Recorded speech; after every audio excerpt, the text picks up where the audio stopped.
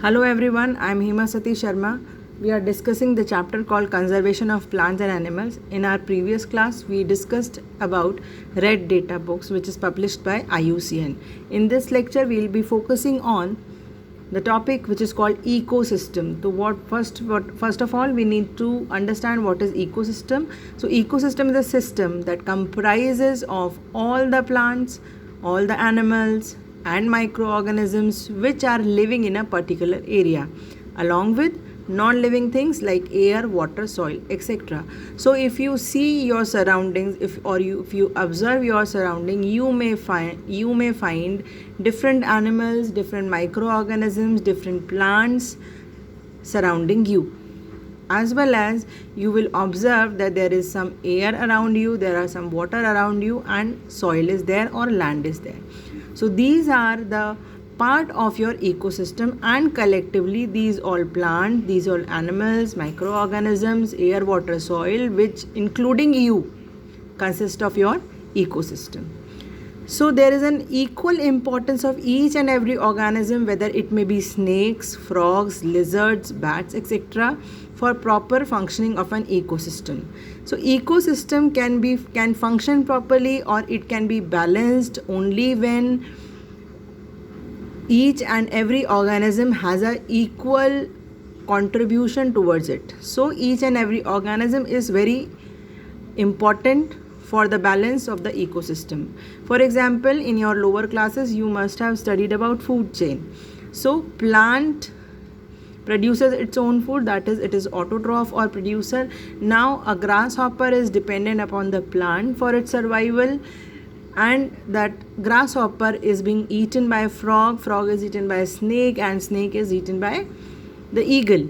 So these are all the part of food chain, and they are interdependent on each other for their nutrition requirements. So here we can see that these are required in equal importance. We cannot say that this is a minute organism and it is not that important for ecosystem as much as we are. So every organism is equally important for the balance of the ecosystem. In this picture you can see there are various components of the ecosystem, like sunlight and heat, air is there, water is there, then plants are there, trees are there, fungus, termite molds, insects, animals, protozoans, bacteria, plankton, etc. So these all consist of our ecosystem. So here we can see that ecosystem can be easily classified into biotic components. Biotic, I have told you earlier also, wherever bio word comes, that means living organism or living beings. So ecosystem can be divided into two components. One kind of components are those components which are living, and other type of components are the components which are non-living, but we are dependent on those components. Biotic components can be further classified into producers, consumers, and decomposers. So producers, as we know, autotrophs, these are green plants. Decomposers, as we know, these are fungus or saprophytes. Now consumers can be divided further into primary consumers, which are directly dependent upon the plant. Secondary consumers are the consumers which are consuming the primary consumer. They are on the third level of the food chain.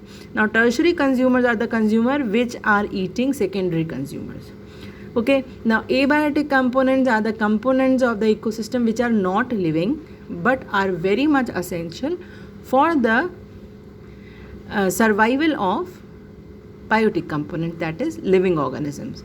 And these are air. We cannot survive without air, we all know. Water, wind, soil, temperature, rainfall, etc. So see, these are the components of ecosystem.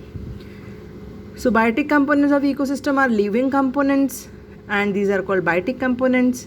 Some of these factors are plants, animals, like from the biggest tree you have known in the world to the minutest bacteria or minutest microorganism which you have known, are all biotic components.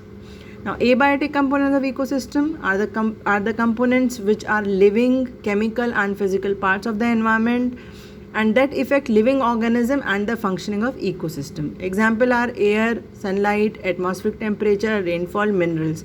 So these, though air, sunlight, atmospheric temperature, rainfall, minerals are not living, but they are very much required for the survival of living organism. Otherwise ecosystem will be disturbed and the survival of living organism will be very difficult. Here you can see in this picture, biotic factor is any living part of the environment. For example, in this ecosystem, ducks, fish, plants, bacteria, etc. are biotic factors. Whereas the abiotic factors in this ecosystem are sunlight, which is provided by sun, temperature, which is because of the heat, soil composition, and water pH. Now in our next lecture, we will be discussing about the migration. Thank you so much.